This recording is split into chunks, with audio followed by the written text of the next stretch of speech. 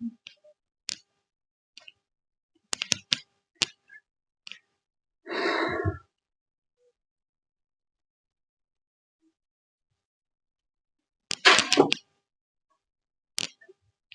Guys, good evening. आप सभी को मेरा प्यार भरा नमस्कार।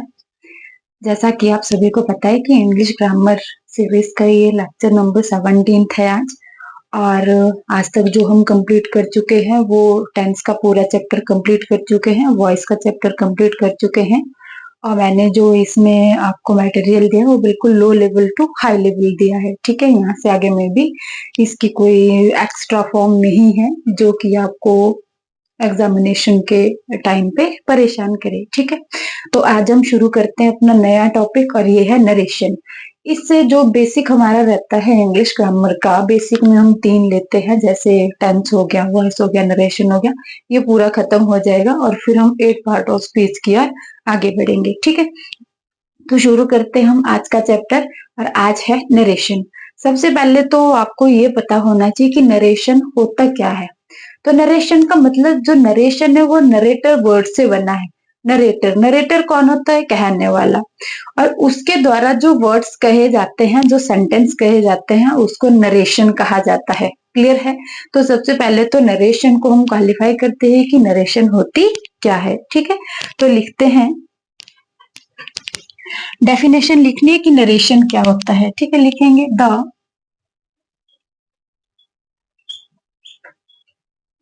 आर्ट ऑफ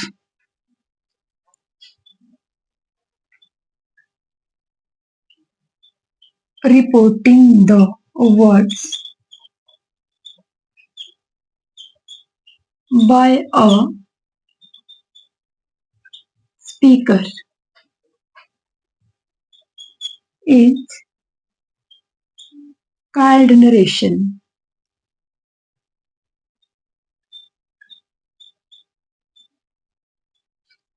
क्या बोल रहा है? The art of reporting the words, जो वर्ड्स को आगे बोलने की, जो वर्ड्स को रिपोर्ट करने की, वर्ड्स को बोलने की, वर्ड्स को एक्सप्रेस करने की, एक स्पीकर के अंदर, एक स्पीकर की जो क्वालिटी होती है उसी को नरेशन कहा जाता है। किस तरह से वो अपने वर्ड्स को आगे एक्सप्रेस करता है, किस तरह से वो आगे अपने वर्ड्स को बोलता है। तो क्या वो एक ही तरह से होते हैं? नहीं, इसके मेन 2 टाइप्स होते हैं। कितने होते हैं? Main 2 types. तो आप लिखेंगे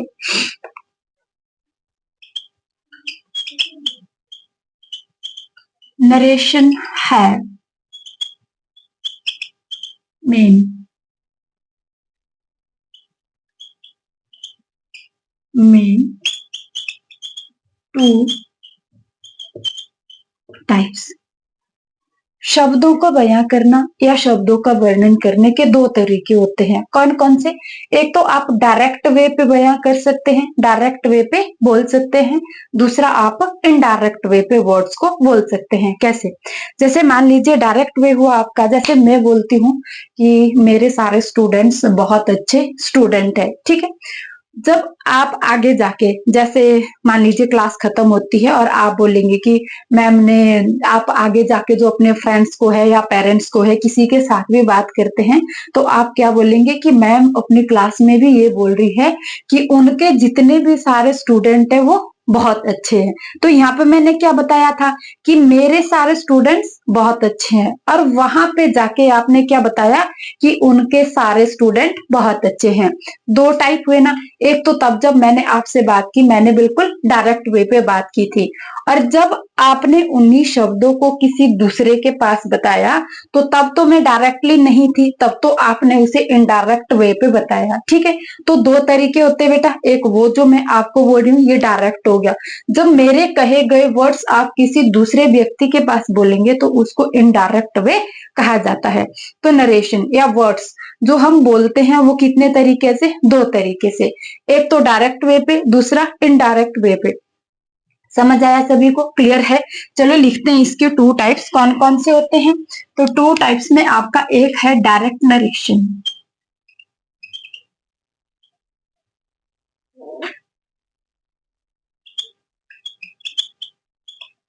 डायरेक्ट नरेशन। अच्छा, डायरेक्ट नरेशन क्या होती है? तो आप लिखेंगे द इन दिस फॉर्म लिखना है आपने।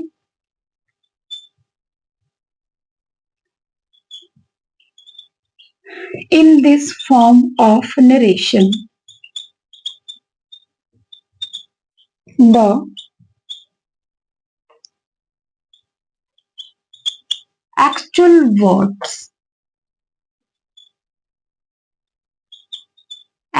words of a speaker are put in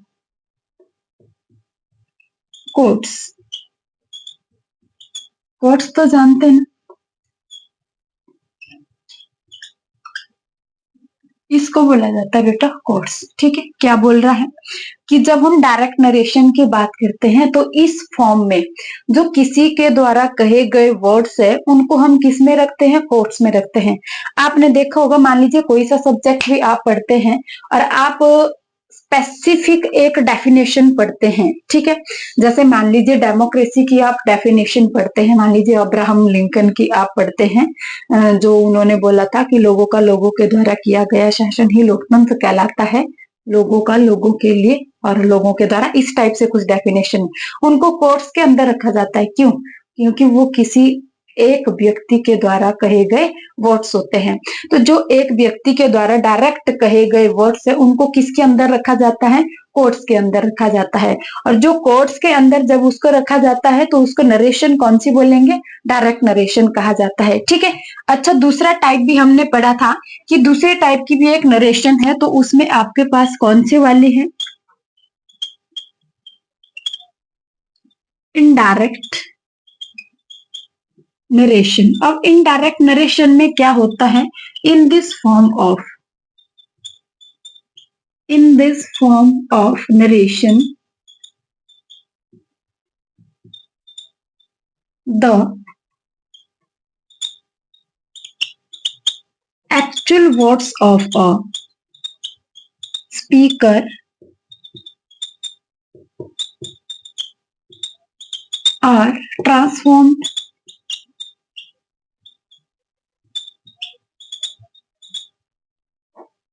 और said, या आप लिख सकते हैं written, ट्रांसफॉर्म्ड और लिखना है यहाँ पे, ठीक है, आर ट्रांसफॉर्म्ड एंड सेड या रिटन कहे जाते हैं या लिखे जाते हैं इन अ सिंपल मैनर। क्या बोल रहा है कि जब आप डायरेक्ट नरेशन से इनडायरेक्ट नरेशन की ओर जाते हैं तो वहां पे जो पहले आपने किसी के द्वारा कहे गए वर्ड्स को कोट्स में रखा था ना, यहाँ पे क्या हो जाएगा, वहां से आगे ट्रांसफॉर्म हो जाएंगे वर्ड, वर्ड क्या हो जाएंगे, ट्रांसफॉर्म, और उसके बाद उसको सिंपल मैनर पे लिखा जाएगा, उन्हें कोट्स में नहीं रखा जाएगा। क्लियर है बेटा सभी को? पहले तो ये वर्ड्स किस में थे, इन्वर्टेड कॉमर्स के अंदर थे, और जब इनडायरेक्ट स्पीच में आप चले जाएंगे, इनडायरेक्ट नरेशन में चले जाएंगे, तो जो आपके पास ये कोट्स है वो क्या हो जाएंगे, खत्म हो जाएंगे, और जो किसी के द्वारा कहे गए व्यूज है उनको हम ट्रांसफॉर्म कर देंगे। ठीक है, क्या कर देंगे, ट्रांसफॉर्म कर देंगे, चेंज कर देंगे। ठीक है, ये दोनों चीजें आपने समझ ली। सबसे पहले तो नरेशन को समझा था कि नरेशन क्या होती है, तो नरेशन वर्ड नरेट से मिलकर बना हुआ है। नरेट होता है किसी के द्वारा वर्णन करना, ठीक है, नरेट से ही आगे नरेशन बना है। नरेशन का मतलब कथन भी होता है, वर्णन भी होता है, सेम। ठीक है, अब हमने पढ़ा था कि नरेशन चीज क्या होती है, तो यहाँ पे है कि किसी भी व्यक्ति के द्वारा कहे गए वर्ड्स, जो वो वर्ड को रिपोर्ट करता है, उसको हम क्या बोलते हैं, नरेशन। ठीक है, नरेशन कितने टाइप की है, दो टाइप की, डायरेक्ट नरेशन और इनडायरेक्ट नरेशन। अब डायरेक्ट नरेशन की हम बात करें तो डायरेक्ट नरेशन में क्या आता है, बोला कि इसमें जो है किसी व्यक्ति के द्वारा कहे गए विचारों को किस में रखा जाता है, इन्वर्टेड कॉमर्स के अंदर रखा जाता है। तो ध्यान रखना है कि आपके पास जब भी क्वेश्चन आता है, अगर किसी के द्वारा कहे गए विचार, यहाँ आपको ये भी याद नहीं रखेंगे, अगर इन्वर्टेड कॉमर्स कहीं लगा हुआ है, ठीक है, स्टार्ट हुआ है, आपको पता है कि अगर इन्वर्टेड कॉमा स्टार्ट होता है तो वो क्लोज भी होता है, स्टार्ट हुआ है प्लस क्लोज हुआ है, तो ध्यान रखना कि वो आपके पास कौन सी नरेशन होगी, डायरेक्ट नरेशन। और जब आप उसको आगे ट्रांसफॉर्म कर देंगे तो वहां पे जरा भी इन्वर्टेड कॉमाज आपको देखने को नहीं मिलेंगे, ये ध्यान रखना है। और जहां पे इन्वर्टेड कॉमाज नहीं होंगे वहां पे आपकी कौन सी नरेशन होगी, इनडायरेक्ट नरेशन होगी। इस चीज का आपको ध्यान रखना है। ये थे दो मेन वे। अच्छा, किस तरह से हम इसका एक एग्जांपल लेते हैं कि किस तरह से ये यूज होगी। जैसे मान लीजिए हमने एक एग्जांपल लिया, she said to me. Simple example, you are a good boy.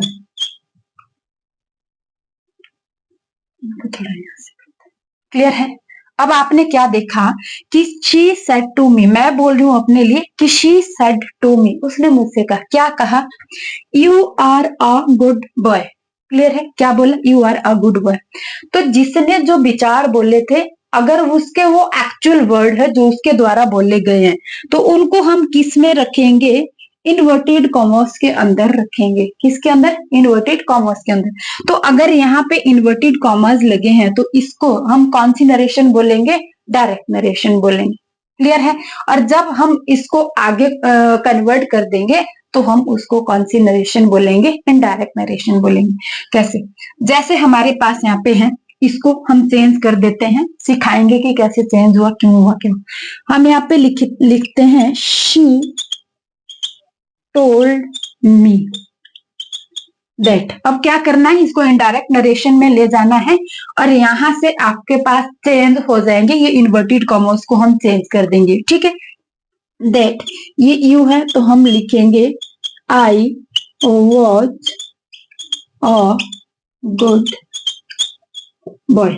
अब हमने इसको डायरेक्ट नरेशन से इनडायरेक्ट नरेशन में ले गए, तो क्या आपको यहाँ पे इन्वर्टेड कॉमर्स कहीं नजर आ रहे, नहीं आ रहे। तो पहले वाली जो डायरेक्ट नरेशन की बात करें वो ये है, और अगर हम इनडायरेक्ट नरेशन की बात करें तो ये है, इसमें इन्वर्टेड कॉमर्स नहीं लगाए गए। ठीक है, अब इसमें देखना है कि सीधा सीधा बोला गया है, किसी के द्वारा बोले गए व्यूज है यहाँ पे कि you are a good boy. यहाँ पे बोला था कि तुम बहुत अच्छे लड़के हो। कब, जब वो आमने सामने थे, जब शी एंड मी आमने सामने थे, तब उसने बोला था कि आप बहुत अच्छे लड़के हैं। ठीक है, अब जब आप किसी दूसरे के पास जाएंगे और दूसरे के पास आपने एक्सप्रेस करना है, क्या एक्सप्रेस करना है कि उसने मेरे लिए क्या बोला, तो आप क्या बोलेंगे कि उसने मेरे लिए बोला कि आप एक बहुत अच्छे लड़के थे। क्लियर है, तब आप आगे जाके ऐसे बोलेंगे। क्लियर है, क्योंकि आज बोला है और कल आप जाके दूसरे के पास बताते हैं तो वो किस में निकल जाता है, पास्ट में हो जाता है।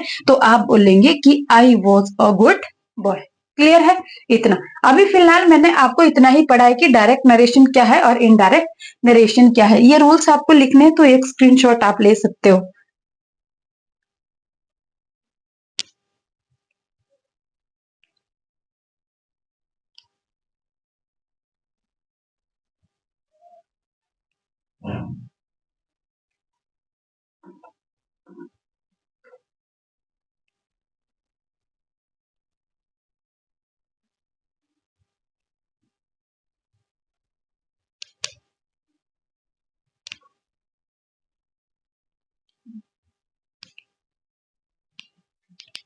हमारा डस्टर ही गुम हो गया आज। चल इसी के साथ रद्द कर देते हैं आज। अब हमने आगे क्या पढ़ना है, डायरेक्ट नरेशन को पढ़ना है। सबसे पहले डायरेक्ट की बात करेंगे, उसके बाद इनडायरेक्ट की बात करेंगे कि डायरेक्ट नरेशन में क्या। तो आप लिखेंगे number 1, direct narration.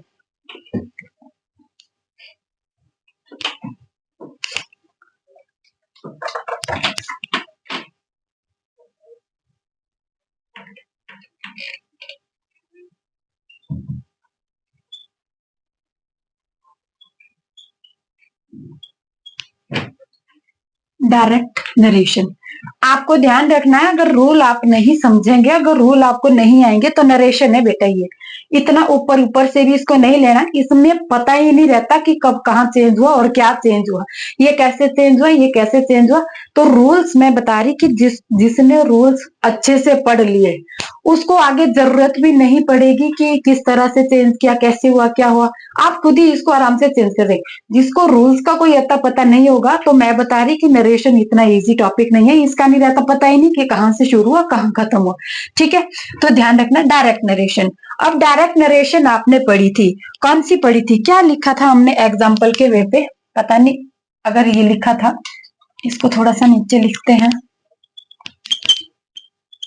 She said to me, आगे क्या लिखा था, यही था ना, आई एम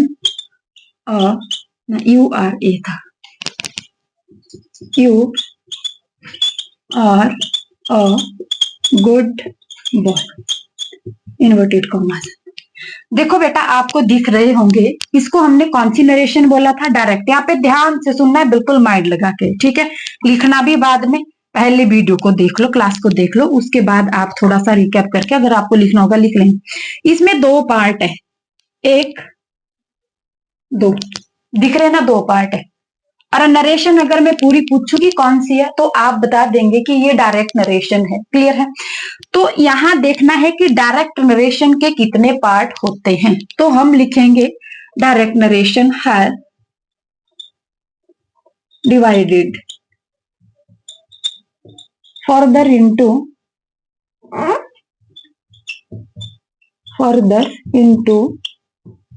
two parts।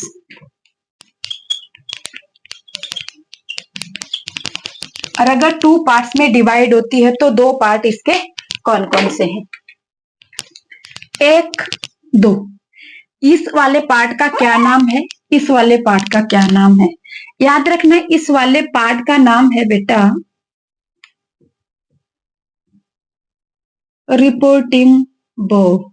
अब बेटा पूरी की पूरी गेम यहीं पे घूमनी है, अब आपको ध्यान रखना है इसी पे, डायरेक्ट नरेशन पे ही पूरी की पूरी गेम घूमनी है। जो इनडायरेक्ट पे है, इनडायरेक्ट के लिए सिर्फ चार्ट बने हैं दो, बाकी इसका कोई काम नहीं, दो चार्ट याद करने हैं इनडायरेक्ट के लिए। डायरेक्ट नरेशन को बड़ी अच्छी तरह समझना है। इसका नाम यहां से लेकर यहां तक, इसका नाम रिपोर्टिंग वर्ब है। क्या है, रिपोर्टिंग वर्ब। और यहां से लेकर यहां तक इसको रिपोर्टेड स्पीच बोलते हैं, रिपोर्टेड स्पीच इसको बोला जाता है। इनवर्टेड कॉमास के अंदर जो रहता है वो किसी के द्वारा कहे गए वर्ड्स है, और किसी के द्वारा कहे गए वर्ड्स को स्पीच कहा जाता है। स्पीच है तो रिपोर्टेड, एक वो जो कहने वाला होगा उसको रिपोर्टेड बोलेंगे, रिपोर्टेड। और आगे जो इन्वर्टेड कॉमास के अंदर है वो किसी के द्वारा कहे गए वर्ड्स है, उसको हम स्पीच कहते हैं। तो ये रिपोर्टेड स्पीच है, ये रिपोर्टिंग वर्ब है। क्या आपको इतना याद रह जाएगा? अगर आपको इतना याद रहेगा तो मैं बोलती हूँ कि नरेशन भी आपने पूरी समझ ली है। क्लियर है, इसके बाद तो फिर रूल्स है, रूल्स तो हम कर रहे हैं धीरे धीरे। Reporting verb and reported speech, ये टू पार्ट्स में हमने इसको डिवाइड किया। ठीक है, अब आगे आपको क्या लिखना है,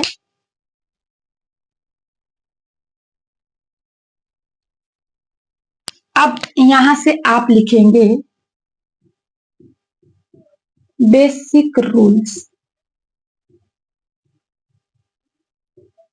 रिलेटेड टू नरेशन। अब आपके पास ये वाला नोटबुक में लिखा होगा। तो रूल नंबर 1 में क्या लिखना है आपने, रूल नंबर 1, इसमें आप लिखेंगे वी रिमूव्ड द, मैं लिख नहीं रही ऐसे ही बोल रही हूं, inverted comma and used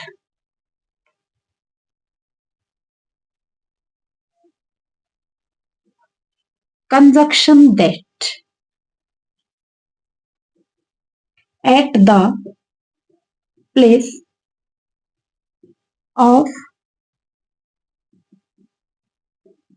inverted commas। ये इन्वर्टेड कॉमास है। सबसे पहले वाला रूल क्या लिखा आपने कि जो हमारे पास डायरेक्ट स्पीच में इन्वर्टेड कॉमास होते हैं, जब हम इसको कन्वर्ट करते हैं इनडायरेक्ट स्पीच में तो इनको हम रिमूव कर देते हैं। रिमूव करेंगे तो इनकी जगह कोई ना कोई कंजक्शन ऐड करना पड़ेगा। किस लिए? इसको और इसको जोड़ने के लिए। तो कौन सा कंजक्शन यूज करेंगे? फिलहाल आप दैट को पढ़िए, ठीक है। फिलहाल आप दैट को पढ़िए कि दैट को हम इसकी जगह यूज करेंगे। ये वाला रूल आप लिख लो एक बार।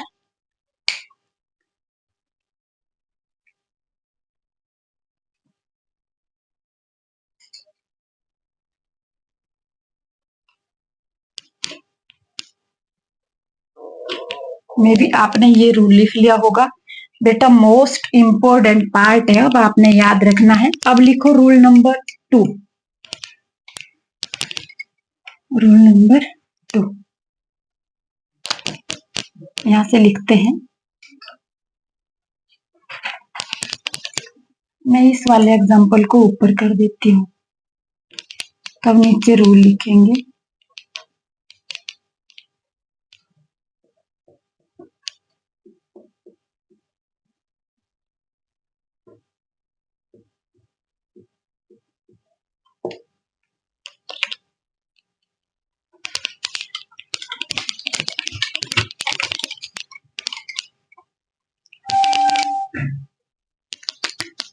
ये वाला पार्ट इसका नाम था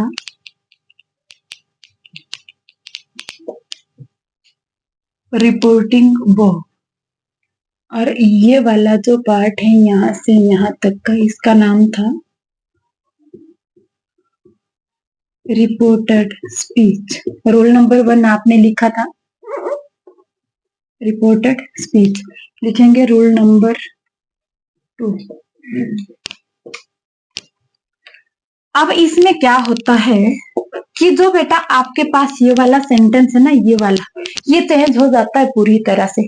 इसका टेंस भी चेंज हो जाता है, और जितने भी आपके पास प्रोनाउन वगैरह जहां जहां आएंगे वो भी चेंज हो जाते हैं। प्रोनाउन या पर्सन आप कह सकते हो। क्लियर है? ध्यान रखना है, इसका टेंस भी चेंज हो जाता है और पर्सन भी चेंज हो जाते हैं। पर्सन आपको पता है 3 टाइप के होते हैं, फर्स्ट पर्सन, सेकंड पर्सन और थर्ड पर्सन, ठीक है। वो भी मैं बोर्ड आपको पूरा लिखवा दूंगी प्रोनाउन का। अभी फिलहाल आप यहाँ से रूल करते जाओ, ठीक है। आप लिखेंगे first person of reported speech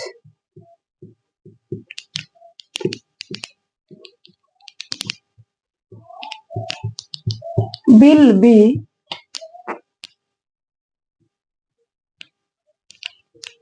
changed according to the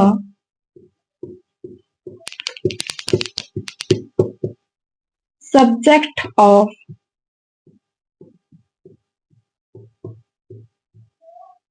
reporting verb. समझ आया कुछ? हाँ जी आया। क्या आया? यहाँ पे बोल रहा है, मैंने यहाँ पे बोला ना कि पर्सन यूज हो रहे हैं। इसका नाम क्या है बेटा? Reported speech. अगर रिपोर्टेड स्पीच में कहीं भी यहां से लेकर जहां तक कॉमा रहते हैं यहां तक कहीं भी फर्स्ट पर्सन प्रोनाउन आ रहा हो, फर्स्ट पर्सन तो आपको पता है आई और वी होते हैं। आई, माई, मी, माई सेल्फ, माइन, ये सारे के सारे आई की फॉर्म है, आगे करवाऊंगी मैं आपको भी। दूसरा वी होता है, we, our, us, ours, ourself. Clear है? ध्यान रखना, ये वाले होते हैं। कहीं पे भी ये चीजें आपको यहां से लेकर यहां तक में मिल रही है, कहीं पे भी माई मिला, आई मिला, मी मिला, वी मिला, यू सॉरी अवर मिला, अवर्स मिला, ठीक है, अस मिला। ध्यान रखना है, अगर इस वाले सेक्शन में फर्स्ट पर्सन प्रोनाउन मिलता है तो उसको ध्यान रखना है कि वो किसके अनुसार बदला जाएगा। तो वो बदला जाएगा according to the subject of reporting verb. अब रिपोर्टिंग वर्ब का सब्जेक्ट आपको दिख रहा है, ये तो छांटना जाता है ना, कौन सा सब्जेक्ट है, कौन सी वर्ब है, कौन सा ऑब्जेक्ट है। ये सब्जेक्ट है, ये वर्ब है, ये ऑब्जेक्ट है। क्लियर है? ठीक है। तो अगर यहाँ पे फर्स्ट पर्सन प्रोनाउन है तो चेंज किसके अकॉर्डिंग होगा? According to the subject of reporting verb. अच्छा, मान लीजिए कि यहाँ पे कहीं माई यूज हुआ है, माई, तो क्या ये भी सब्जेक्ट के अनुसार चेंज होगा? हाँ बेटा बिल्कुल, ये भी सब्जेक्ट के अनुसार चेंज होगा। पर ध्यान आपको इतना रखना है कि जो ये वाला सेंटेंस है ना, अगर इस वाले सेंटेंस में फर्स्ट पर्सन की सब्जेक्टिव फॉर्म लिखी है तो इस वाले की यहां से उठ के वो एडजेक्टिव आ जाएगी। जैसे यहाँ पे सब्जेक्ट है, अगर यहाँ पे आई लिखा है तो यहां से उठ के यहाँ पे आएगा और यहाँ पे भी शी हो जाएगा। समझ आया? क्लियर है इतना? ठीक है, इतना क्लियर है। यहाँ पे तो सब्जेक्टिव था इसलिए शी आया। अगर कहीं पे माई आ गया तो क्या करेंगे? किसके अकॉर्डिंग चेंज होगा? वो भी सब्जेक्ट के अकॉर्डिंग ही चेंज होगा। पर आपको ध्यान ये रखना है कि अगर यहाँ पे शी दिया है तो शी की यहाँ पे वही फॉर्म लिखनी है जो यहाँ पे दी गई है। अगर ये वाला वर्ड, अगर ये फर्स्ट पर्सन का पजेसिव एडजेक्टिव है, पजेसिव प्रोनाउन है, ठीक है, तो ध्यान रखें कि शी का भी आपको यहाँ पे पजेसिव वाला रखना पड़ेगा। जैसे माई है और शी का क्या हो जाता है? हर हो जाता है। तो आपको यहाँ पे कौन सा लिखना है? हर वाला लिखना है। समझ में आया आपको कि फर्स्ट पर्सन प्रोनाउन अगर कहीं भी आपको रिपोर्टेड स्पीच में दिखता है तो वो चेंज हो जाएगा according to the subject of reporting verb, और रिपोर्टिंग वर्ब के सब्जेक्ट के अकॉर्डिंग चेंज हो जाएगा। तो फॉर्म आपने किसकी देखनी है? इस वाले सेक्शन में देखनी है कि यहाँ पे फॉर्म कौन सी है, सब्जेक्टिव है, ऑब्जेक्टिव है, पजेसिव है, रिफ्लेक्सिव है। आपको ये वाला ध्यान रखना पड़ेगा कि जो यहाँ पे फॉर्म होगी वही फॉर्म आपको इसकी भी बनानी पड़ेगी जो यहाँ पे रिपोर्टिंग वर्ब में दिया गया होगा। समझ आया बेटा? ये वाला क्लियर है। रूल नंबर सेकंड लिखना है आपने इसका, रूल नंबर 2 क्या लिखेंगे?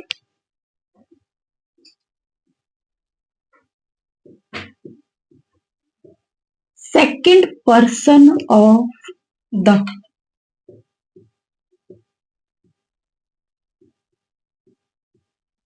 Reported speech. अभी तो ये फर्स्ट पर्सन था ना, गलती से सेकंड पर्सन आ जाए तो क्या होगा? तो हमने लिखा कि second person of the reported speech will be changed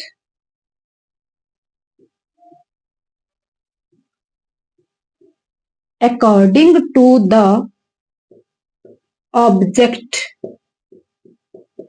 of the reporting verb। बिल्कुल ध्यान से सुनना है।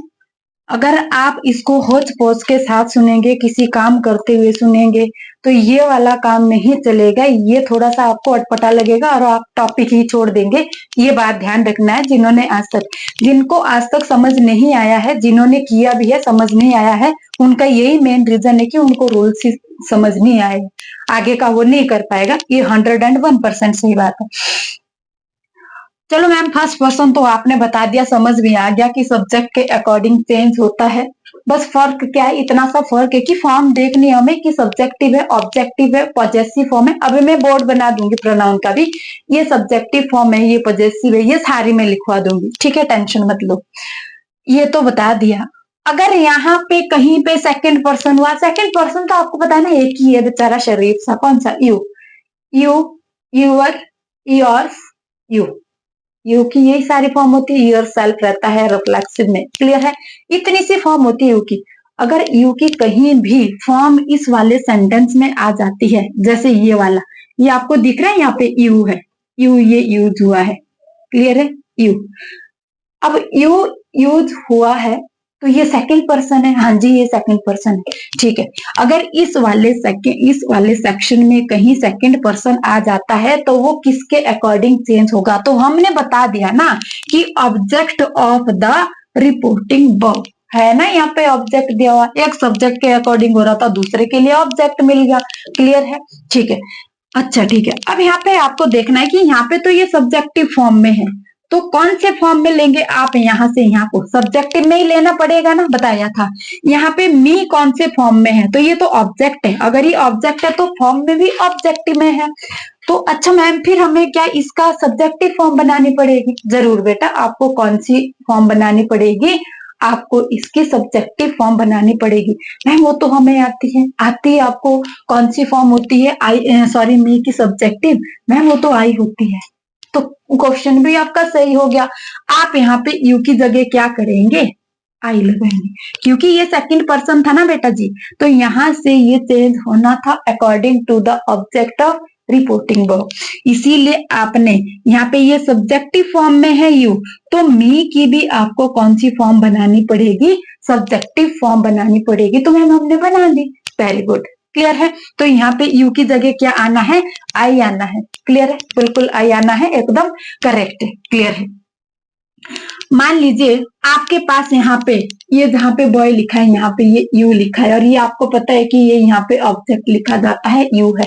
तो मैम फिर क्या करते हम? तो यहाँ पे भी ऑब्जेक्ट है, यहाँ पे भी ऑब्जेक्ट है, इसको ले जाओ ऐसे ही और यहाँ पे रख दो, काम खत्म। क्लियर है? अच्छा ठीक है, अगर तो यहाँ होता तो अगर ये बीच में होता ना कहीं और यहाँ पे लिखा होता यूर, तो यूर भी सेकंड फॉर्म है, ठीक है। यूर अगर यहाँ पे लिखा होता तो हम क्या करते? तो आपको बेटा थोड़ी सी कष्ट करनी पड़ती कि इसकी भी आपको पजेसिव फॉर्म बनानी पड़ती, और इसकी पजेसिव फॉर्म माई होती है। तो आप इस यूर की जगह जब आपको इनडायरेक्ट रूप में ले जाते, इसको इनडायरेक्ट स्पीच में ले जाते, तो यूर की जगह आप क्या यूज करते? माई का यूज करते। समझ आया? क्लियर हुआ सभी को? देखो किसी को कोई प्रॉब्लम रहेगी तो हमें बता देना है कमेंट बॉक्स में, ठीक है। फर्स्ट पर्सन का क्लियर करवा दिया, सेकंड पर्सन का क्लियर करवा दिया। अब आपके पास रूल नंबर थर्ड है, इसको सब्जेक्ट के अनुसार क्या, इसको ऑब्जेक्ट के अनुसार। अब तो बचा भी कुछ नहीं, अब तो वर्ब बचे। क्या वर्ब के अनुसार होगा थर्ड पर्सन? ना ना ना ना, थर्ड तो बहुत शरीफ है, काम ही खत्म है इसका। तो लिखेंगे THIRD, third person of direct speech, या डायरेक्ट स्पीच नहीं, ये वाला क्या बोलते हैं इसको? Reported speech. Reported speech will not be changed. आहा, ऐसे ही सारे पर्सन मिल जाते तो हम फर्स्ट आ जाते। क्लियर था ना? थर्ड पर्सन आपको मिलता है कौन कौन से? थर्ड पर्सन है ही, शी, इट, दे। क्लियर? इतने ही है थर्ड पर्सन, तीन है आपके पास थर्ड पर्सन। दो ही फर्स्ट पर्सन है, एक सेकंड पर्सन है, तीन थर्ड पर्सन। क्लियर हुआ? तीन चार, इट भी थोड़ा आता है कभी कभार इसमें, ठीक है, बताना पड़ता है, जहाँ पे नॉन लिविंग बींग्स है वहां पे यूज होता है वो। इतने से रूल आपको अगर समझ आ गए हैं तो आपने आधे से ज्यादा नरेशन सीख ली है। याद रखना बेटा, फर्स्ट पर्सन होगा सब्जेक्ट के अकॉर्डिंग, सेकंड पर्सन होगा ऑब्जेक्ट के अकॉर्डिंग, थर्ड पर्सन होगा नो चेंज। अगर यहाँ पे शी होता, शी लिखेंगे, शी इज, तो फंडा ही खत्म था, चेंज ही नहीं करना था इसको, इस वाले पर्सन को चेंज ही नहीं करना था। क्लियर है? और टेंस आगे का उसके बारे में हम रूल भी अब पढ़ेंगे। क्लियर है? इतना आपको समझ आ गया? आप एक बार कमेंट बॉक्स में बता देना अगर समझ आया होगा, नहीं समझ आया होगा तो फिर से इसको डिफाइन कर देंगे, ठीक है। अब आप एक बार इसको देख लो कि आपको कहीं पे प्रॉब्लम लग रही है, आपने स्क्रीनशॉट लेना है। वैसे स्क्रीनशॉट से नरेशन का काम नहीं बेटा चलेगा, ये बात ध्यान रखना आप।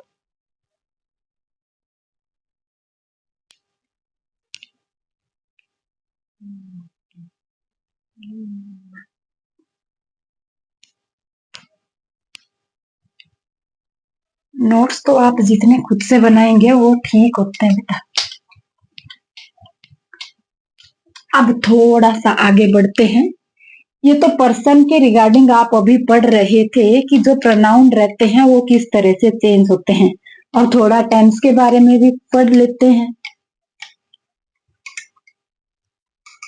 इतना तो आप अब समझ गए ना कि रिपोर्टिंग वर्ब कौन सी होती है और रिपोर्टेड स्पीच कौन सी होती है। इतना तो पढ़ लिया आपने, इतना तो आपको आ ही गया होगा ना। रिपोर्टेड स्पीच इन्वर्टेड कॉमर्स के अंदर है, reporting verb without inverted commas के हैं। क्लियर है? तो अब थोड़े और रूल पढ़ लेते हैं। किसके रिगार्डिंग है ये आपके पास टेंस के रिगार्डिंग है। आप लिखेंगे rule number 1, if the tense of reporting verb is in present or future, then the tense of reported speech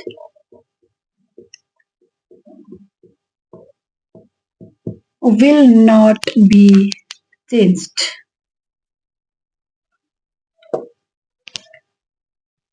जो यहाँ पे थी ना इधर वाला जो सेक्शन था इसको रिपोर्टिंग वर्ब बोलते हैं। इधर वाला जो सेक्शन था जो इन्वर्टेड कॉमर्स के अंदर था उसको रिपोर्टेड स्पीच बोलते हैं। ये वाली रिपोर्टिंग वर्ब, ये वाली रिपोर्टेड स्पीच। ठीक है, ध्यान रखना है। अब यहाँ पे क्या बोला जा रहा है कि जो आपने यहाँ पे ये वाला जो आपके पास सेक्शन था ना, अगर ये प्रेजेंट टेंस में कोई सा भी प्रेजेंट टेंस, अगर ये प्रेजेंट टेंस में, वैसे सिंपल में होती है कभी कभार, अगर ये सिंपल प्रेजेंट टेंस या सिंपल फ्यूचर मतलब प्रेजेंट इंडेफिनिट या फ्यूचर इंडेफिनिट में होती है, ये वाला सेंटेंस अगर प्रेजेंट या फ्यूचर में होता है तो आगे वाला जो रिपोर्टेड स्पीच है उसका टेंस चेंज नहीं होगा। ठीक है, और आप इसी में लिखेंगे एंड द पर्सन, और पर्सन के साथ क्या करना है तो ध्यान रखना, person will be changed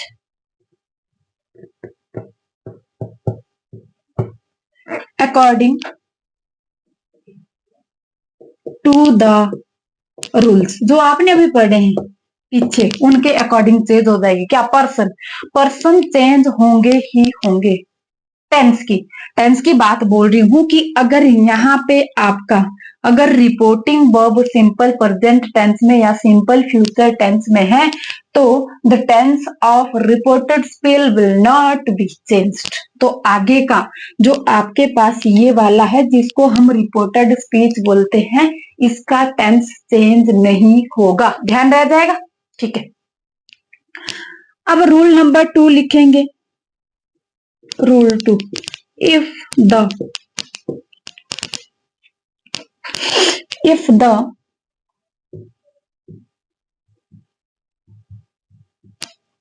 reporting verb is in past tense, then the tense and person of reported speech will changed according to the rules। ठीक है, ठीक है। एग्जाम्पल दूं किस तरह से चेंज होंगे किस तरह से नहीं, वही वाला एग्जाम्पल फिर से दूंगी जो आपके पास ऊपर था। यहाँ पे मैंने लिखा she says to me you are a good boy. दूसरा लिखती हूं she will say to me you are a good boy. Third आपके पास है शी सेड टू मी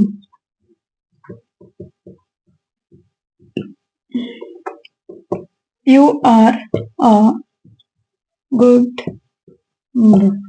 एक बार एनालाइज करो कि कौन सा टेंस, कहाँ पे टेंस चेंज होगा, कहाँ पे टेंस आगे का नहीं चेंज होगा। एक बार खुद से एनालाइज करो, सिर्फ एक बार।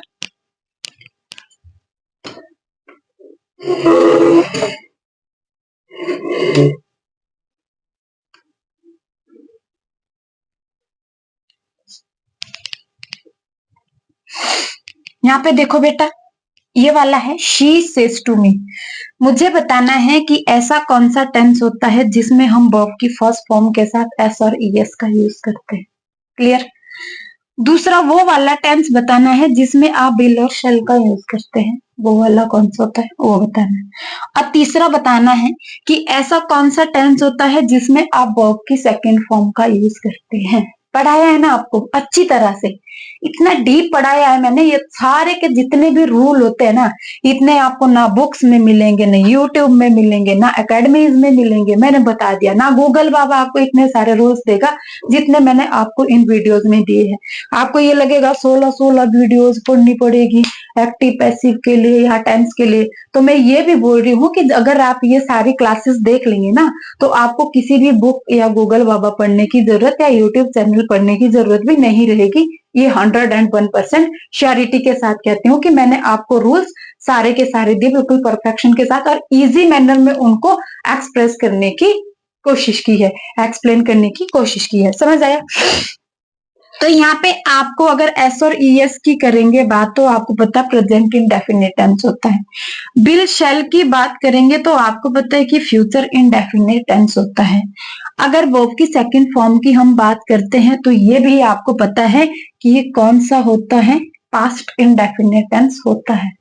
रूल क्या लिखा है बेटा आपने कि अगर आपके पास, इसको क्या बोलते हैं हम, ये रिपोर्टिंग वर्ब है ना, ये वाली रिपोर्टेड स्पीच है, ये बार बार रटते जाना, बोलते जाना, तब आपको एकदम ये परफेक्ट हो जाएगा। कि अगर आपके पास रिपोर्टिंग वर्ब किस में होगी, या तो प्रेजेंट में होगी या फ्यूचर में होगी, क्या आगे का टेंस चेंज होगा? क्या आप आर की जगह वॉज का यूज करेंगे? नहीं करेंगे। क्यों? क्योंकि रूल बोल रहा है कि अगर हमारी रिपोर्टिंग वर्ब प्रेजेंट या फ्यूचर में है तो आगे का टेंस चेंज नहीं होगा, पर्सन चेंज हो जाएंगे। यू का आई बन जाएगा, यू का आई यहाँ पे भी बन जाएगा। बस ये जो आर है इसकी जगह आप वॉज और वर का यूज नहीं करेंगे। क्यों? क्योंकि यहाँ पे रूल है लिखा हुआ कि प्रेजेंट और फ्यूचर में हम आगे का टेंस चेंज नहीं करते जब रिपोर्टिंग वर्ब इनमें दी गई है।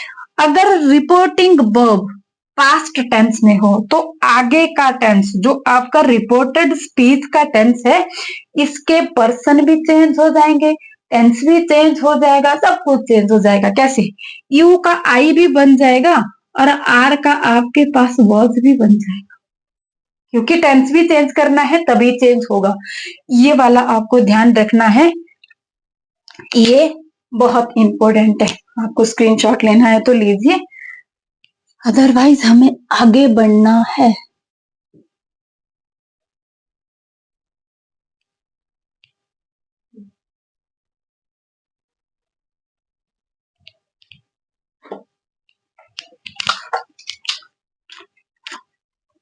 लो जी बेटा जी, इसको करते हैं रफ और हम थोड़ा सा आगे करते हैं यहाँ पे। अब आपने देख तो लिया ना कि यहाँ पे क्या क्या यूज हुआ है, तो आपको मैं थोड़ा सा और भी बता देती हूँ। जो रिपोर्टिंग वर्ब थी ना आपके पास, रिपोर्टिंग वर्ब, उसमें से आ रहा है ना, से, सेज, विल से या फिर सेड आ रहा है, तो उसको मैं बोलती हूँ यहाँ पे कि अगर आपके पास रिपोर्टिंग वर्ब में say to, says to, said to, will say, ये वाला आपके पास दिया गया है, तो वो आगे जाके आगे कहाँ जाना है? इनडायरेक्ट स्पीच में जाना है। तो ध्यान रखना है कि से टू आपका चेंज हो जाएगा टेल में। किस में चेंज हो जाएगा? टेल में। और सेज टू किस में चेंज हो जाएगा? टेल्स में चेंज हो जाएगा। बेटा टू नहीं जाएगा इसके साथ, समझ आया? क्योंकि जो टेल है ना आपकी टेल वर्ब की फॉर्म, वो अपने बाद प्रेपोजिशन टू नहीं लेती है, और जो से है ये अपने बाद प्रेपोजिशन टू लेती है। क्लियर है? इसीलिए ये आगे टू नहीं जाता। सेड टू है तो किस में हो जाएगा? टोल्ड में चेंज हो जाएगा। और विल से है तो किस में चेंज हो जाएगा? टेल में चेंज हो जाएगा। इतना क्लियर हुआ? ठीक है। अगर तो ये टू इसके साथ है तो इसमें ये आगे आपका इस तरह से चेंज हो जाएगा जब इनडायरेक्ट स्पीच में आप चेंज करेंगे। अगर खाली आपके पास क्या दिया गया है? से, सेज, सेड, ये दिया गया है। इस इनके बाद प्रपोजिशन टू नहीं लगी है, विल से को भी नहीं लिख देना, विल से। तो बेटा ये एडजेक्टिव रहता है। जैसे हम लिखेंगे ही से, तो आगे भी जब इनडायरेक्ट स्पीच में जाएंगे तो वहां पे भी ही से ही रहेगा। सेज का भी क्या रहेगा, यहाँ पे सेज ही रहेगा। सेड का भी क्या रहेगा, आगे जाके सेड ही रहेगा।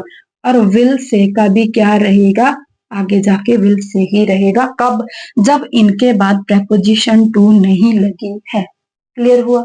ठीक है। जैसे मान लीजिए हमने एग्जाम्पल लिया था, क्या क्या था, ही सेज टू मी, या आपके पास था ही सेड टू मी, या आपके पास था ही विल से टू मी। और अगर आपके पास होगा he says, he said, he will से। क्लियर है? ये होगा। तो जब हम इनको इनडायरेक्ट स्पीच में कन्वर्ट करेंगे तो दिख रहा है ना बेटा आपको यहाँ पे सेड टू क्या है, सॉरी सेज टू क्या आएगा, ही टेल्स मी। समझ आया? ही सेड टू मी, इसका क्या आएगा, ही टोल्ड मी। क्लियर है? नेक्स्ट है he will say to me, he will tell me. समझ आया? क्लियर है इतना आपको? ठीक है। नेक्स्ट है ही सेज। जब आप इसको आगे चेंज कर देंगे, इनडायरेक्ट रूप में ले जाएंगे, तो आपका यहाँ पे ये एडजेक्टिव रहेगा ही सेज, और इसका क्या रहेगा, ही सेड, और इसके बाद क्या यूज करना है, दैट का। सभी के बाद ऊपर से लेकर नीचे तक, इसके बाद दैट लगाना है। ही विल से ये एडजेक्टिव रहेगा, ही विल से। समझ आया? जब इनके बाद, क्योंकि आपको प्रॉब्लम रहेगी कि कहाँ पे टोल्ड करना है, कहाँ पे सेड ही रखना है, ये भी कभी कभार कंफ्यूजन रहती है। तो आपको इतने वाला ध्यान रखना है कि इस तरह से आपने इन्हें चेंज करना है। ये थे आपके पास डायरेक्ट इनडायरेक्ट स्पीच के रिगार्डिंग मेन रूल्स। ठीक है। अब आपके दो बच रहे, एक तो टेंस चार्ट बच रहा है और दूसरा आपका प्रोनाउन चार्ट बच रहा है। ठीक है, एक बार आपने इसका स्क्रीनशॉट लेना है, ये भी ले लो।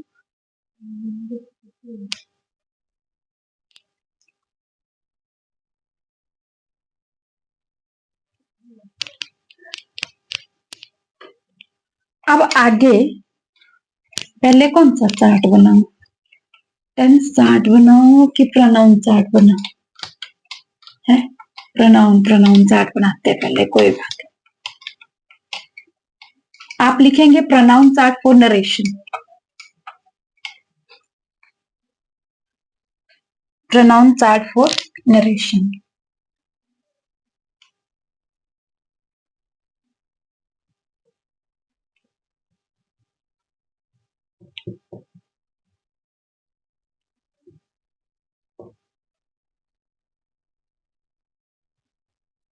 मार्कर तो हमारे लगते हैं इसमें, लंबी लंबी लाइन है ना।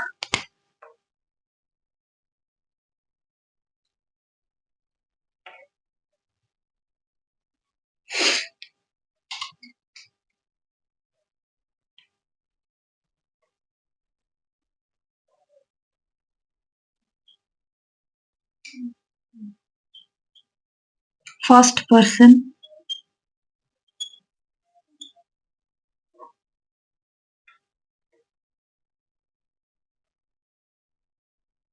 सेकंड पर्सन,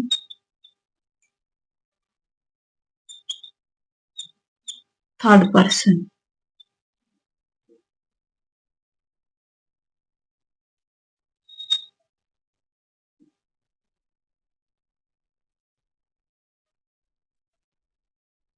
सेकंड पर्सन और थर्ड। ऊपर आपको केस लिखने हैं। सबसे पहले है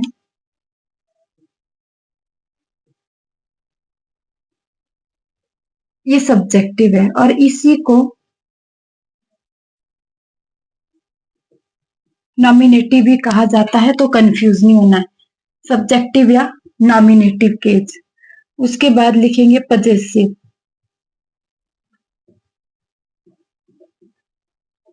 ये पजेसिव एडजेक्टिव रहते हैं बेटा, पजेसिव एडजेक्टिव। उसके बाद ऑब्जेक्टिव, ऑब्जेक्टिव केस, और इसके बाद है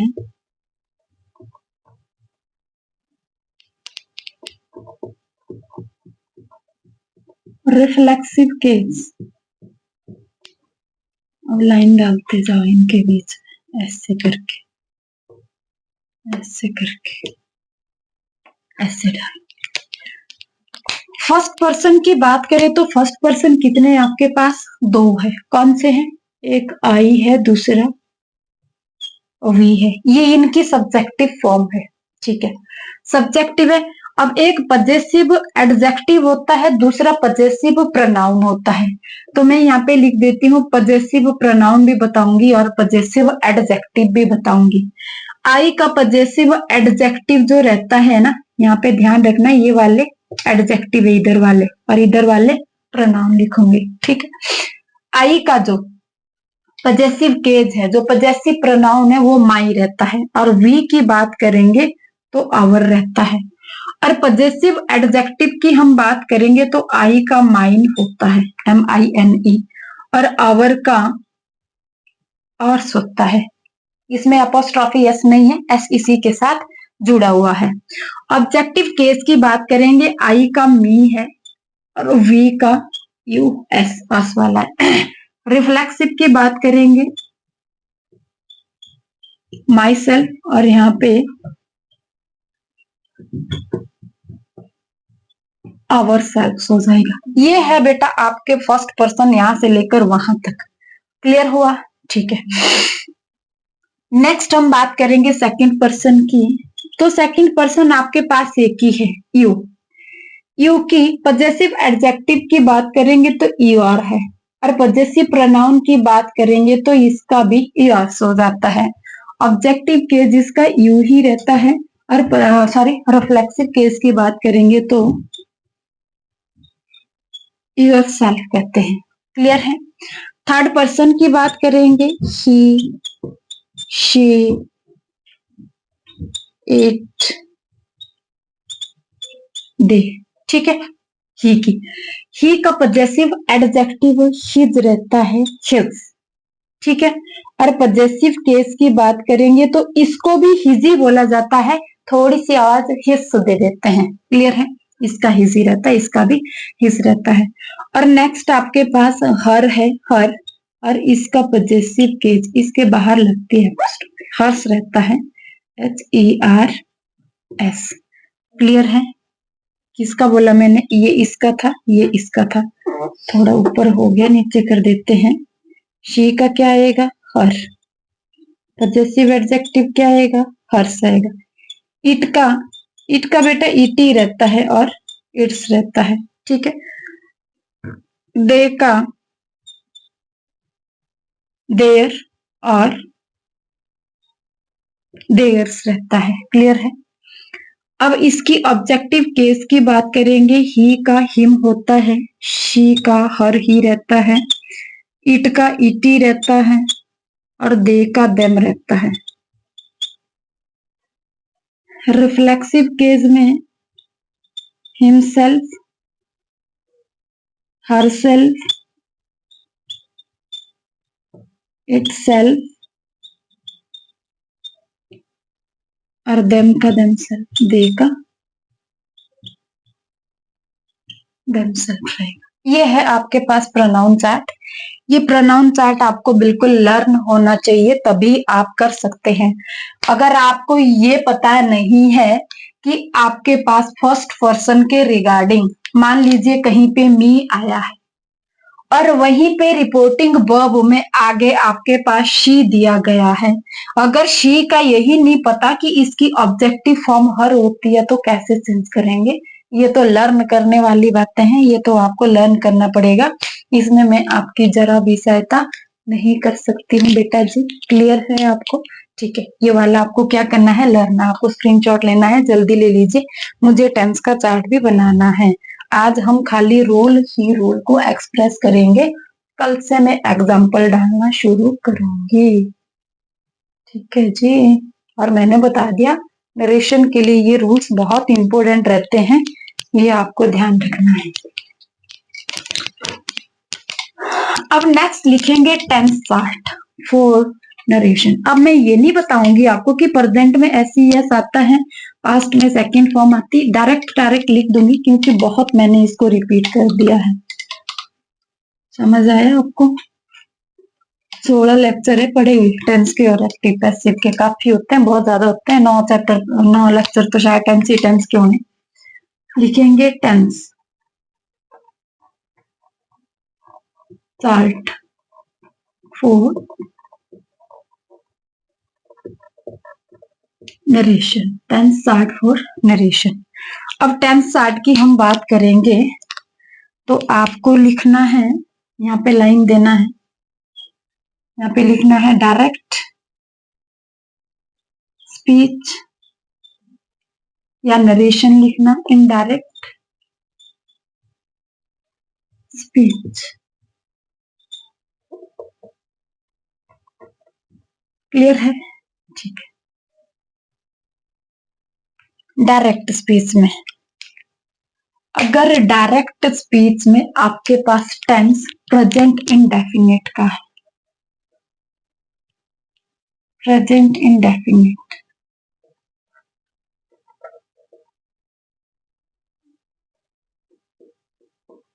टेंस, तो कन्वर्ट किस में हो जाएगा, पास्ट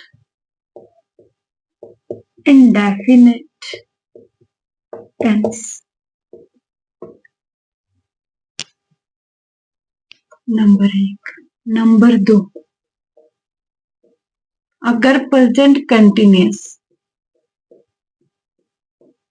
टेंस है तो किस में कन्वर्ट हो जाएगा, पास्ट कंटिन्यूअस टेंस।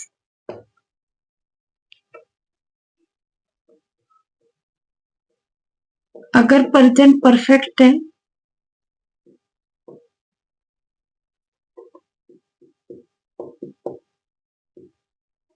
तो किस में आएगा, past perfect, past perfect tense में।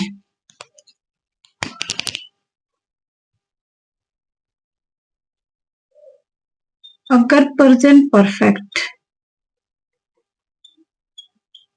कंटिन्यूअस टेंस है तो किस में जाएगा, पास्ट परफेक्ट कंटिन्यूअस टेंस। ये तो सिंपल है आपके प्रेजेंट के जितने भी है, ध्यान रखना है पास्ट में जाने। कितना इजी है, नहीं है ना टफ। अगर आप टफ नहीं बनाएंगे तो जरा भी नहीं, अगर बनाना होगा तो तब तो बेटा मेरी भी कोई हेडेक नहीं रहेगी। ठीक है, present perfect continuous tense past perfect continuous tense में जाता है। अब यहां से थोड़ा याद रखने वाली बात है कि जो पास्ट इंडेफिनिट टेंस है वो कहां जाएगा, past perfect, past perfect tense में। और जो आपका पास्ट कंटिन्यूअस है, जो पास्ट कंटिन्यूअस टेंस है वो कहां जाएगा, पास्ट परफेक्ट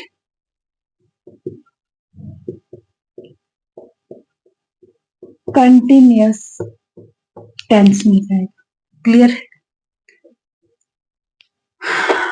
अगर पास्ट परफेक्ट है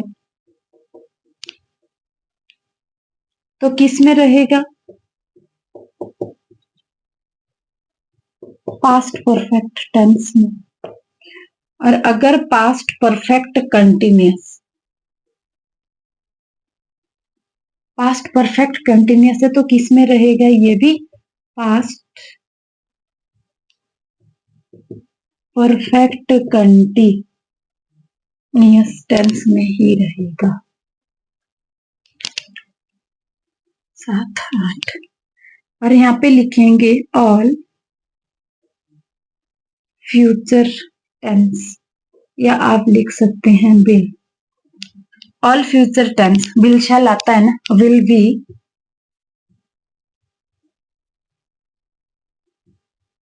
चेंज्ड इनटू वुड। विल किस में चेंज हो जाएगा? वुड में चेंज हो जाएगा। जो भी टेंस होगा वुड के, विल के बाद हैव है तो वुड के बाद भी हैव कर देना, ठीक है। विल के बाद आईएनजी है तो वुड के बाद भी वही कर देना। समझ आया? आपको ध्यान रखना है। इसी तरह से ये चेंज हो जाएंगे। ये है आपके पास टेंस चार्ट किसका? नरेशन का। देखो बेटा, कल के लिए आपको इन्हें लर्न करना है, तभी आगे करवा के फायदा है। अगर आप लर्न नहीं करेंगे तो आगे करवाने का में भी कोई फायदा नहीं है। और आज के लिए मैंने सारे के सारे जितने भी नरेशन के रूल्स रहते हैं वो यहाँ पे सारे के सारे रख दिए हैं, ठीक है। एक्टिव पैसिव जो था वो थोड़ा सा ये था कि सब्जेक्ट ऑब्जेक्ट ऑब्जेक्ट सब्जेक्ट थोड़ा सा, और ये भी था कि आगे इसमें पूरा टेंस चेंज नहीं होता था, इसमें पूरा का पूरा टेंस चेंज हो जाता है। आपको ध्यान रखना है, ठीक है। वहां पे तो सिर्फ हेल्पिंग वर्ब ले रहा था कि हेल्पिंग वर्ब ली। इसमें पर्सन का केस भी है, पर्सन भी इसमें चेंज होते हैं। तो ध्यान रखना है आपने कि आगे के आप तभी कर पाएंगे जब कम से कम आपको पर्सन के रिगार्डिंग नॉलेज आ जाए। कल देखो कुछ एक मैं कराऊंगी और आधे से ज्यादा मैं आपको करने के लिए छोड़ दूंगी ताकि आप प्रैक्टिस करो। एग्जाम्पल मैं दूंगी और उनको ट्रांसलेट, एक बोर्ड तो पूरा का पूरा आपके लिए रखूंगी, आगे चेंज आप उसको खुद करेंगे। क्लियर है? तो मैं भी आज के लिए काफी आपके लिए रूल्स आपको कल के लिए बिल्कुल लेक्चर देखो, इनको लिखो, नोटबुक में लिख के रखने हैं, तभी बेनिफिट है, ठीक है। आगे आपको जितने आपको रूल याद होंगे उतना ही आप नरेशन को परफेक्टली चेंज कर सकते हैं। इसी में नहीं, वो कॉमन एरर्स में भी आते हैं। ऐसा होता है बेटा कि अगर आपका एग्जाम लो लेवल का है तो डायरेक्ट आपके पास किया जाएगा कि इसका आपने इनडायरेक्ट में कन्वर्ट कर देना है। अगर थोड़ा कमीशन लेवल का है तो यहाँ से उठा के देखना, यहीं से उठाएंगे और उसको एक सेंटेंस बना के पार्ट्स में डिवाइड कर देंगे और बोलेंगे कि कौन से पार्ट्स में एरर है। वो भी मैं बताऊंगी कि किस तरह से वो आने वाला है, ठीक है। बाकी जब आपका कोई एग्जाम नजदीक आता है तो उसके लिए हम टॉपिक वाइज क्या है रिवीजन स्टार्ट कर देंगे। मैं क्वेश्चंस लाऊंगी और तब तक मैं लाइव आ जाऊंगी, क्लासेस लाइव करना शुरू कर दूंगी। शायद अगर मुझे थोड़ा सा नियर बाय स्टेशन मिला तो तब तक मैं वो भी स्टार्ट कर दूंगी। फिर आपके लिए थोड़े दिन भी बड़े हो जाएंगे। आजकल ठंड बहुत ज्यादा है तो क्लास देने के लिए भी थोड़ा सा हाई माइंड करना पड़ता है, थोड़ा सा ज्यादा ठंड हो गई है आजकल। तो ये है कि तब तक मौसम भी थोड़ा ठीक हो जाएगा, नॉर्मल हो जाएगा, तो वो लाइव आने की कोशिश करेंगे। और आप भी कंटिन्यू जुड़े रहने की कोशिश करना है। और लाइव जब आऊं तो उस टाइम आपको ध्यान रखना है कि क्वेश्चन के आंसर आप मेरे साथ दे दिया करना, ठीक है। तो आज के लिए में भी काफी है। चलो आज यहीं पे समाप्त करते हैं क्लास को। आप सभी का बहुत बहुत धन्यवाद कि आप मेरा साथ दे रहे हो कंटिन्यूअसली। अदरवाइज अगर मेरी जो क्लासेस वगैरह है अगर कोई उस पर कमेंट नहीं करते हैं तो ऐसा भी हो सकता है कि मैं उसको ड्रॉप आउट कर दूं, क्योंकि इतना मेरे पास टाइम भी नहीं होता। ये क्लासेस भी मुझे रात को देनी पड़ती है। तो ये है कि अगर मुझे कंटिन्यू सपोर्ट मिलता रहे कि नहीं बच्चे मेरी क्लासेस को देख रहे हैं, पढ़ रहे हैं, मेरी सिर्फ क्लासेस आपके लिए हैं, बाकी ऐसी कोई बात नहीं है कि मैं कभी नहीं बोलूंगी लाइक करो, शेयर करो, सब्सक्राइब करो। देख लेना एक बार कि क्लास कैसी है, बस आप पढ़ते रहो कंटिन्यू। आप कभी ये फील ना करें कि काश मैं भी एकेडमी जाती, ऐसा करती वैसा, तो शायद तो आपको ऐसी कोई कमी फील नहीं होनी चाहिए। मेरी क्लासेस स्पेशली उन सभी बच्चों के लिए हैं जो कि थोड़ा सा फाइनेंशियली वीक है। और अगर कोई है भी फाइनेंशियली वीक भी नहीं है तो मटेरियल काफी डीप है, जितना मुझे लगता है कि नहीं इतना कॉम्पिटेटिव एग्जाम्स के पॉइंट ऑफ व्यू से इम्पोर्टेंट है, तो वहां तक मैंने इसको रखा है, ठीक है। एक बार क्लास को पूरा देखना है, जहां भी जो भी आप क्लास देख रहे हैं उसको स्टार्टिंग से एंड तक देखिए और फिर फाइंडिंग्स लेनी है कि हमें पढ़ाया हुआ समझ आ रहा है कि नहीं आ रहा है, ठीक है। तो क्लास को आज यही पे बेटा समाप्त करते हैं। Good night to all, take care, okay, bye bye.